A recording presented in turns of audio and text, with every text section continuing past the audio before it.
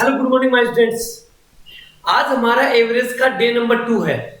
जो विद्यार्थी ये मेरा पहली बार वीडियो देख रहे हैं मैं उससे रिक्वेस्ट करूंगा कि पहले यूट्यूब की प्लेलिस्ट के ऊपर जाके एवरेज का डे नंबर 1 जरूर देख ले ताकि डे 2 और भी अच्छा समझ में आए।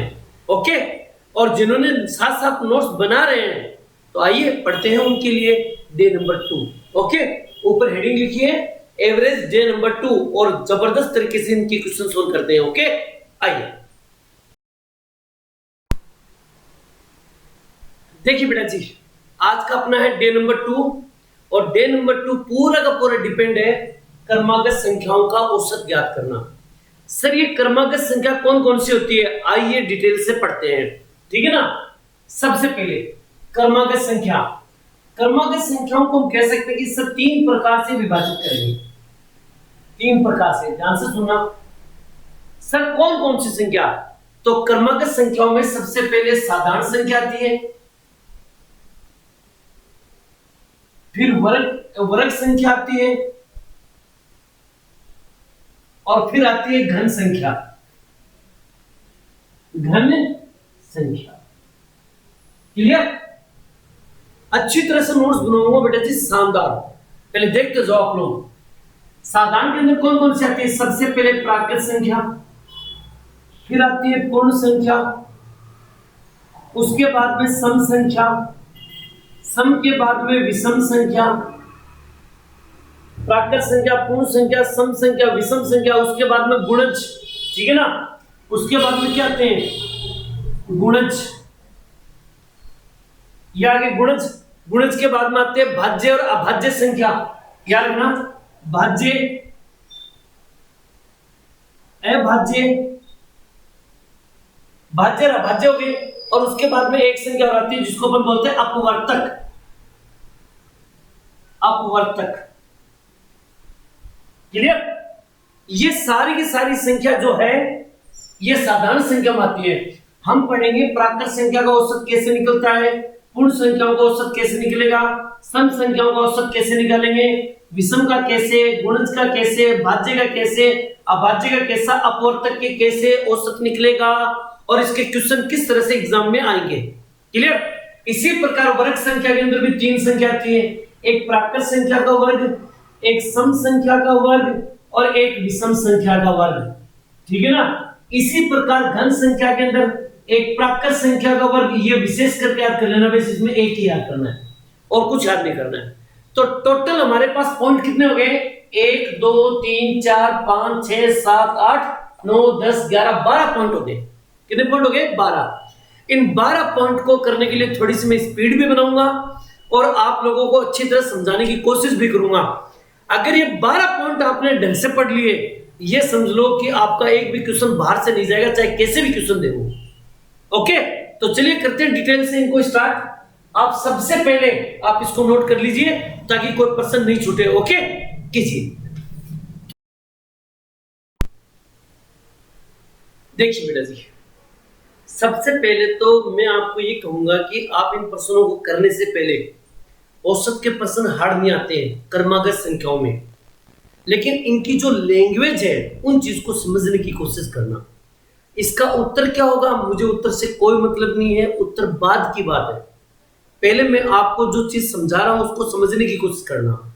सभी बच्चे पेन में कॉपी में लिखने की बजाय पहले मेरी बातों को ध्यान से सुनना, मैं क्या बता रहा हूं। देखिए, प्रथम 25 प्राकृत संख्याओं का औसत, ये औसत बाद में निकालेंगे। पहले बताओ प्रथम 25 प्राकृत संख्या कौन कौन सी होती है। प्रथम 25 प्राकृत संख्या, तो आप बोलोगे सर 1 2 3 और 25 तक होती है। प्रथम से यानी कि 1 से लेकर 25 तक, खत्म करनी। आ जाओ, 23 से लेके 79 तक की सभी प्राकृत संख्या, कहां से कहां तक, 23 24 25 और डेढ़ और कहां तक है, 79 तक। क्लियर। आ जाओ, 96 से कम सभी धन पूर्णांक। अच्छा, ये जो धन पूर्णांक आज ही याद रख लेना बेटा जी, बार बार नहीं बताऊंगा, ध्यान में रखना। धन पूर्णांक बोल दो या प्राकृत संख्या बोल दो, एक ही बात है, कोई दिक्कत वाली बात है नहीं है। क्लियर। 96 से कम आपको होना चाहिए 96 से कम। आप बोलोगे सर 1 होता है, 2 होता है, 3 होता है, डेट डेट डेट और 95 तक होगा, क्योंकि 96 से कम तो 95 ही होता है। अरे क्लियर? आपने बोला हाँ सर क्लियर। इसमें पहले से लिख रखा है 24, 25, 26, 40 तक, और इसमें भी लिख रखा है जब भी कभी कोई लैंग्वेज आए तो उस लैंग्वेज को पहले इस तरह से चेंज कर लो।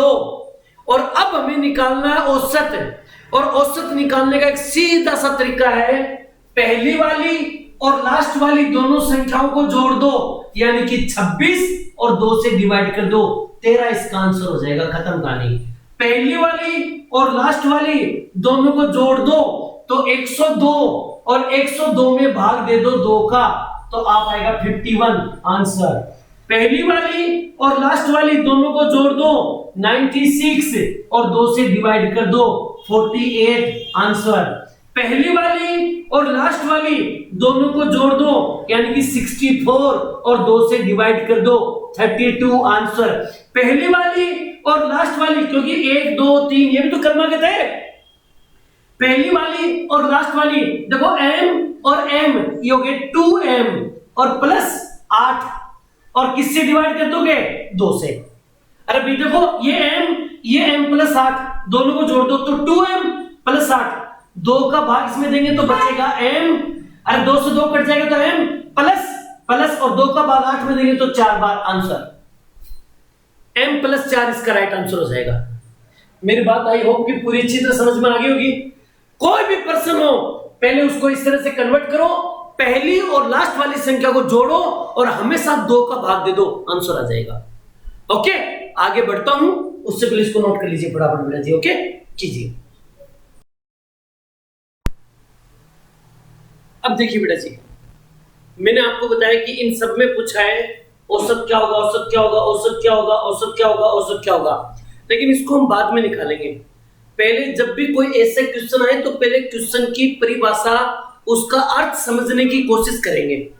आइए करते हैं स्टार्ट। देखो सबसे पहली बात, ये तो सीधा सीधा दे रखा है, कोई दिक्कत वाली बात नहीं है। इसमें भी देखो संख्या दे रखी है, कोई दिक्कत वाली बात नहीं है। यहां आओ पहले 26 से 70 के बीच, देखो ये क्या नाम आया के बीच। जब भी अगर ये नाम आए, याद रखना बेटा ये चीजें, मैं जो छोटी छोटी बातें बता रहा हूं ना, हमेशा याद रखना। अगर के बीच शब्द आ जाए तो ये दोनों संख्या शामिल नहीं होगी। अगर के बीच का जब भी नाम आ जाए तो ये जो संख्या दिखाई दे रही है कभी भी शामिल नहीं होगी। तो आप ये सोचो कि 26 और 70 के बीच में, इन दोनों के बीच में कौन सी संख्या सम संख्या कौन कौन सी आती है? तो आप बोलोगे सर 28 होती है, 30 होती है, 32 होगी और डेट 68 होगी, क्योंकि 70 तो ले नहीं सकते, तो 70 से कम होती है 68। बोलो भाई बात समझ में आ गई होगी? क्लियर? आ जाओ यहां पर प्रथम 40 तक की सम संख्याओं। देखो एक तो ये पर्सन और एक ये पर्सन, दोनों पर्सनों को ध्यान से सुनो, गड़बड़ मत कर देना। जहां तुम गलती करोगे मैं बार बार इंडिकेट करता हूं चीजों के ऊपर। प्रथम 40 तक, देखो तक शब्द आ गया, यहां पर देगा प्रथम 40 सम संख्या, ये समझेगा, लेकिन इसमें तक शब्द नहीं है। अगर सम संख्या हो या विषम संख्या हो, दोनों ही सम हो चाहे विषम हो, अगर जिस सब पर्सन में तक शब्द आए 40 तक, तो इसका मतलब ये हो गया, सुनिएगा ध्यान से, 40 तक यानी कि 2 4 6 8 डेढ़ और 40 तक, इसका अर्थ ये होता है। लेकिन अगर जिस पर्सन में तक शब्द नहीं हो तो याद रखना आज के बाद में इसका डबल कर देंगे, 40 दूनी आप लिखोगे 80 तक। याद रखना इस बात को, ये डबल करना पड़ेगा आपको। सर कब? ये दो ही पर्सन लागू होगा, सम में और विषम में। फिर से सुन लो मेरी बात, सम और विषम में अगर तक शब्द नहीं हो तो जो संख्या दे रखी है उसको डबल कर देंगे। अब इसको क्या लिखेंगे? 80 तक सम संख्या, 80 तक मतलब 2 4 6 8 डेढ़ और लास्ट में 80, ये करना है। अब देख लो मैंने कैसे करवाया है, ये गलती मत करना। अब आप पूछो सर औसत कैसे निकालेंगे? तो वही तरीका है, पहली और लास्ट वाली दोनों को जोड़ो और 2 से डिवाइड कर दो। कैसे? आ जाओ यहाँ पर 80 और 2 82 और बट्टे 2 41 आंसर क्लियर। 2 और 40 42 बट्टा 2 21 आंसर। 28 और 68 8 दूनी 16 7 96 96 बट्टे 2 48 आंसर। 8 और 44 यानी कि 52 52 बट्टे 2 26 आंसर ठीक है ना। इसको और इसको दोनों को जोड़ेंगे, देखना दोनों को जोड़ो मैं p और p प्लस 24 तो p कितने हो गए 2p प्लस 24 और बट्टे 2 से डिवाइड कर दो, 2 से 2 कैंसिल, क्या बच गया p प्लस और 2 का भाग 24 में देखिए तो 12 बार चला गया आंसर। p प्लस 12 इसका राइट आंसर है। और भी बढ़िया बढ़िया क्वेश्चन बताऊं, इनको नोट कीजिए फटाफट बेटा जी, ओके कीजिए। अब देखिए बेटा जी क्वेश्चन नंबर विषम संख्या से रिलेटेड है, उन सभी प्रश्नों को करते हैं। देखो एक बार फिर बता देता हूं मैं आपको, आप ऐसे प्रश्नों को करने से पहले इनकी लैंग्वेज को ध्यान से पढ़ा करो, वरना लैंग्वेज में तुम लोग फंस जाओगे ठीक है ना। यहां जाओ, इसमें तो कोई दिक्कत नहीं है, इसमें भी कोई दिक्कत नहीं है। यहां जाओ 100 से कम सभी विषम संख्या 100 से कम होनी चाहिए, यानी कि 1 3 5 7 जेड और 99 100 से कम ही तो है विषम संख्या 99 क्लियर। प्रथम 15 तक विषम संख्या, इसमें प्रथम 15 विषम संख्या, यहां पर देखा 15 तक यानी कि 1 3 5 डेड और 15 तक खत्म कहानी। लेकिन इस प्रश्न में देखो 15 विषम संख्या, अगर सम संख्या हो विषम संख्या हो केवल ये दो संख्या और जिसमें ये दिख रहा प्रथम 15 और तक शब्द नहीं हो तो जो संख्या दे रखी है उसको डबल कर देंगे 30 तक। कहां तक करेंगे 30 तक। अब चलो करते हैं, 30 तक हमें लेना है, वो भी कौन सी संख्या विषम संख्या। तो 1 3 5 7 और 29। 30 को ले नहीं सकते ना, क्योंकि 30 तो सम संख्या है, हमें तो विषम संख्या लेनी है। और अब आप कहोगे कि इसका उत्तर बताओ, तो उत्तर करने का वही तरीका जो हम बार बार करते आ रहे हैं, पहली और लास्ट संख्या 30 और बट्टे 2 15 आंसर क्लियर। 15 और 1 16 बट्टे 2 आंसर। 1 और 9 100 बट्टा 2 50 आंसर। 1 और 59 60 60 में 2 का भाग दे दो 30 आंसर। इसी प्रकार इन दोनों को जोड़ो 20 बार। x और x कितने हो गए 2x, 17 और 1 कितने हो गए 18 और बट्टे 2 से डिवाइड कर दो, 2 का भाग इसमें देंगे तो x बचेगा और 2 का भाग 18 में देंगे तो 9 आएगा आंसर। बात समझ में आई क्लियर। और भी बढ़िया बढ़िया क्वेश्चन बताता हूं, इनको नोट कीजिए, आगे बढ़ते हैं बेटा जी ठीक है कीजिए। अब देखिए बेटा जी गुणज वाले प्रश्न ठीक है ना। अब गुणज के पहले प्रश्नों को पढ़ते हैं आराम से। 5 के प्रथम 15 गुणजों का औसत क्या होगा, 3 के प्रथम 20 गुणजों का औसत क्या होगा, 11 के प्रथम 8 अपवर्त्य, देखो ये क्या नाम है अपवर्त्य, अपवर्त्य बोल दो या गुणज बोल दो एक ही बात है, कोई अलग अलग बात नहीं है। गुणज भी बोल सकते हैं अपवर्त्य भी बोल सकते हैं, एक ही बात है। 15 के पहाड़े का औसत क्या होगा, 31 से 100 के बीच, देखो के बीच नाम आ गया तो ये दोनों संख्या शामिल नहीं होगी। और 5 के सभी गुणज का औसत ज्ञात करना है ठीक है ना। चलिए एक एक बात समझ जाता हूं। देखिए जब भी कभी ऐसा क्वेश्चन एग्जाम में आए, जब भी कभी ऐसा क्वेश्चन एग्जाम में आए, एक काम करना, कितने गुणज है, आप बोलोगे सर जी 15 गुणज है, जितने भी गुणज हो उसमें एक जोड़ दो, यानी कि 16 बट्टे 2। याद रखना जितने गुणज हो गए उसमें एक बढ़ा दो, 16 बट्टे 2, और किससे गुणा करना है उससे गुणा कर देंगे। तो आप बोलोगे 2 8 16 8 5 40, यही इसका आंसर है।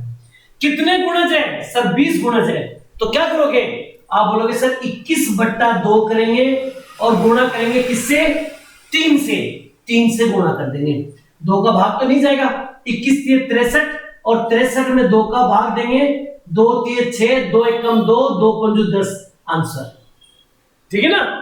समझ में आई मेरी बात। ये यहां पर कितने गुणज है, आप बोलोगे सर जी 8 गुणज है, तो 8 में एक जोड़ दो 9 बट्टा 2 और किससे गुणा करना है आपने बोला सर 11 से गुणा करेंगे, तो हम बोलेंगे 11 9 99 और 99 में 2 का भाग दे दो, 49.5 आंसर। अरे समझ में आया? जितने भी गुणज हो उसमें एक बढ़ा के लिख दो और 2 का भाग दे दो और आगे जो किसके गुणज है उससे गुणा कर दो, आंसर। क्लियर? अब देखो 15 के पहाड़े का औसत बताओ। 15 का पहाड़ा हमें पता है कि 15 का पहाड़ा 15 से शुरू होता है, 15 एकम 15, 15 दूनी 30, 15 तिये 45 और खत्म होगा 150 के ऊपर, क्योंकि 15 में ढाओ 150 होते हैं। दोनों को जोड़ेंगे, पहली और लास्ट वाली संख्या को जोड़ेंगे और 2 से डिवाइड कर देंगे, आंसर। अरे पहाड़े का मतलब ये हो गया शुरुआत कहां से होती है, अंत कहां होता है, दोनों को जोड़ो और 2 से डिवाइड कर दो। आप बोलोगे सर 150 और 15 165 और 165 में 2 का भाग दे दो, 8 दूनी 16, 2 दूनी 4.5 आंसर। समझ में आई मेरी बात? ये अब देखो यहां पर 31 से 100 के बीच, तो ये दोनों संख्या शामिल नहीं होगी, तो आप बोलोगे सर 31 और 100 के बीच में, मैंने कहा 32 होगा, 33 होगा, 34 होगा, 35 होगा और डेस और 99 होगा। आपने बोला हाँ सर 31 और 100 के बीच में तो ये संख्या होती है, लेकिन उसने बोला कि 5 के गुणज होने चाहिए, यानी कि 5 का गुणा होना चाहिए। तो आप बोलोगे सर इसमें तो 5 का भाग नहीं जाता है, इसमें भी नहीं जाता है, इसमें भी ये आता है, इसका मतलब ये संख्याएं हमें नहीं लेना है। हमें कौन सी संख्या लेनी है जिसमें 5 का भाग जाए? तो आप बोलोगे सर एक तो होगी 35, एक होगी 40, एक होगी 45 और डेट लास्ट में होगी 95 जिसमें 5 का भाग जाएगा। ओके, और अब उसने पूछा इसका औसत क्या होगा, तो पहली और अंतिम दोनों संख्या को जोड़ दो और 2 से डिवाइड कर दो। तो आप बोलोगे 35 और 95 में 130, 130 में 2 का भाग दे देंगे 65, यही आंसर होगा। अब बताओ बिलाड़ो समझ में नहीं आया? क्लियर? और भी बढ़िया बढ़िया क्वेश्चन बताता हूं, पहले इसको नोट कर लीजिए फटाफट बेटा जी। ओके कीजिए। अब देखिए बेटा जी, अभाज्य संख्याओं से रिलेटेड, तो सबसे पहले तो आप अभाज्य संख्याओं को जान लो। आपने बार बार पढ़े होंगे, आजकल अभाज्य संख्याओं के प्रश्न बहुत ज्यादा एग्जाम में आ रहे हैं। देखो अभाज्य संख्या आपको पता है कि ऐसी संख्या जो किसी दूसरी संख्या से डिवाइडेड नहीं हो, जैसे 2, 3, 5, 7, 11, 13, 17, 19, 23, 29, 31, 37, 37 के बाद में 41, 43 और 47 और 47 के बाद में 53, ठीक है ना? ये जितनी भी संख्या सब की सब क्या है? अभाज्य संख्या। आ जाओ करते हैं प्रश्नों की शुरुआत। प्रथम 5 अभाज्य संख्याओं का प्रथम 5, तो 1 2 3 4 5 इन संख्याओं को ले लो और देख लो। हमारे पास है 2 प्लस 3 प्लस 5 प्लस 7 प्लस 11 और डिवाइड 1 2 3 4 5 5 से डिवाइड कर देंगे, ठीक है ना? अब आपको सर आपने वो नियम क्यों नहीं लगाया, पहली और लास्ट वाली संख्या को जोड़ो और 2 से डिवाइड कर दो? अरे देवताओं वो तभी करना है जब सभी संख्याओं में डिफरेंट सेम हो, क्रमागत हो। जैसे 2 के बाद में 3 1 का अंतर, 3 के बाद में 5 2 का अंतर है, 5 के बाद में 7 2 का अंतर है, 7 के बाद में 11 4 का अंतर है, तो ये क्रमागत संख्या नहीं है। और क्रमागत संख्या होती है तब हम लगाते हैं कि पहली और लास्ट वाली को जोड़ेंगे और 2 से डिवाइड कर देंगे। तो अभाज्य संख्या का जब भी प्रश्न आए तो आपको वो नियम नहीं लगाना है, सभी को जोड़ना पड़ेगा। तो आपने क्या लिखा, 5 और 3 8 2 10 10 7 17 18 10 28 28 बटे 5। क्या तो ऑप्शन में ये मिलेगा या फिर इसमें 5 का भाग दोगे तो उत्तर पॉइंटों में मिलेगा। खत्म कहानी। आगे इसमें देखो 25 से 43 के बीच, इन दोनों के बीच में, तो आ जाओ ये रहा 25 से 43 के बीच का मतलब 25 से बड़ी होनी चाहिए और 43 से छोटी होनी चाहिए। तो 25 से बड़ी 29 है, ये सब है यहां तक, ये लो। तो आप कहोगे सर 29 प्लस 31 प्लस 37 प्लस 41 और बट्टे 1 2 3 4 4 से डिवाइड कर दो। क्लियर? उसने बोला कि 25 से 43 के बीच में सभी अभाज्य संख्या, तो 25 और 43 के बीच में तो जो यही संख्या आती है और ये कितनी संख्या टोटल 4, 4 से डिवाइड कर दो आंसर। ये काम आप कर लेना। चलो मैं करवा देता हूं। 7 और 1 8, 8 और 1 9, 9 और 9 18, 18 8 असल की 1, 4 और 1 5, 5 और 3 8, 8 2 10 और 3 13। ये लीजिए और भाग देना किसका? 4 का। ये इसका आंसर हो जाएगा। ठीक है ना, ऑप्शन से पता चल जाएगा। अगर ये तो ठीक है, वरना भाग देंगे, क्वांटम निकाल देंगे। क्लियर? आ जाओ यहां पर। 2 अंकों की प्रथम 4 भाज्य संख्या, यानी प्रथम 4 भाज्य संख्या लेनी है तो यहां से नहीं लेना है। कहां से लेना है? 2 अंकों वाली। तो 2 अंकों वाली संख्या तो 11 से शुरू है, यानी कि यहां से शुरू है। 11 13 17 19 ये 4 संख्या हो गई। प्रथम 4 भाज्य संख्या तो 11 प्लस 13 प्लस 17 और प्लस 19, इन सबको जोड़ेंगे और 4 से डिवाइड कर देंगे। तो 19 और 1 9 और 1 10, 10 और 10 20 की बिंदु असल की 2, 1 2 3 4 5 6 और बट्टे 4, 15 चौक 60 आंसर। यही आंसर होगा। समझ में आई बात? ये इस तरह के प्रश्नों को आप गलती मत करना। लास्ट एंड फाइनल क्वेश्चन में बताऊं उससे पहले इसको नोट कर लीजिए, फटाफट बेटा जी। ओके कीजिए। अब देखिए बेटा जी, यहां पर मैंने 3 लास्ट एंड फाइनल क्वेश्चन लिए हैं। इन तीनों प्रश्नों को ध्यान से देखना। प्रथम 8 संयुक्त संख्या। देखो, इस संयुक्त संख्या का मतलब होता है भाज्य संख्या। संयुक्त संख्या का मतलब क्या होता है? भाज्य संख्या। शुरू की 8 संख्या लेनी है, वो भी भाज्य संख्या। तो आप बोलोगे सर एक तो हुई 4, क्योंकि 2 3 तो भाज्य संख्या होती है। 4 5 नहीं हुई 6 हो जाएगी। 8 9 10 12 14 15 16 18 20 21। कितनी संख्या लेनी है? 8 संख्या लेनी है। 1 2 3 4 5 6 7 8। काम खत्म। ले लीजिए, ले लिया 8 संख्या। इन सबको जोड़ना है और 1 2 3 4 5 6 7 8 से डिवाइड करना है।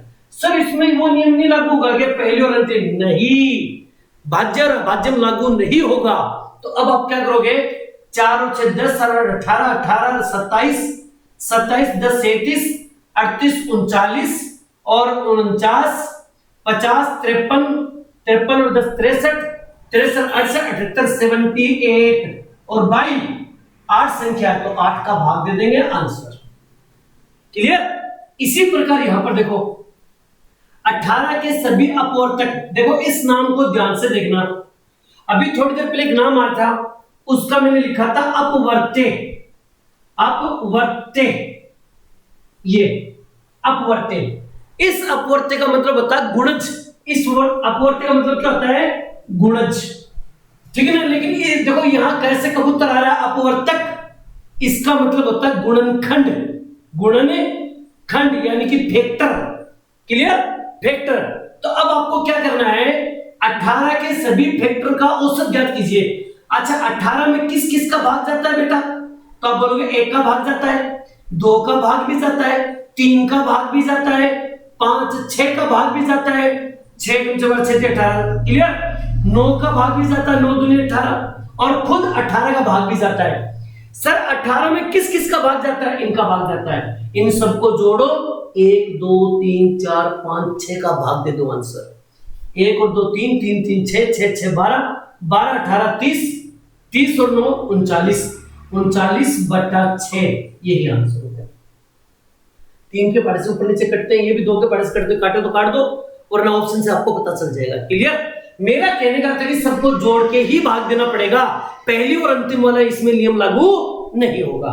आज भाई प्रथम 10 पूर्ण संख्या, ये नाम रट्टा मार लेना भैया। पूर्ण संख्या, अगर पूर्ण संख्या का जब भी क्वेश्चन है कि प्रथम 10 पूर्ण संख्या, प्रथम 20 पूर्ण संख्या, प्रथम 15 पूर्ण संख्या, कुछ नहीं करना है। कितनी संख्या? 10। 1 कम कर दो, 9 में भाग दे दो 2 का, 4.5। यही इसका आंसर है। याद रखना, पूर्ण संख्या का जब भी नाम है तो जितनी संख्या दे रखी है उससे 1 कम करेंगे और 2 से डिवाइड कर देंगे। खत्म कहानी, टाटा बाय बाय। क्लियर? और इसी के साथ आपके क्रमागत संख्याओं का पहला पार्ट खत्म हो चुका है। दूसरा पार्ट मैं आपको कराऊं, इनको अच्छी तरह से याद कर लेना। दूसरे पार्ट में आएगा वर्ग संख्या, घन संख्याओं का औसत कैसे निकालेंगे, उनको बहुत बढ़िया तरीके से बताऊंगा। क्योंकि इसमें बताऊंगा तो बहुत लंबा वीडियो चला जाएगा। और आप सच बताना कि आपको ये टॉपिक कैसा लगा, आज का ये पॉइंट आपको कैसा लगा और आपको कितना अच्छा समझ में आया है, जरूर आप कमेंट में कीजिए। और मिलते हैं एक नए पॉइंट के साथ, तब तक आप लोगों से अलविदा। जय हिंद, जय भारत बेटा जी। थैंक यू बेटा।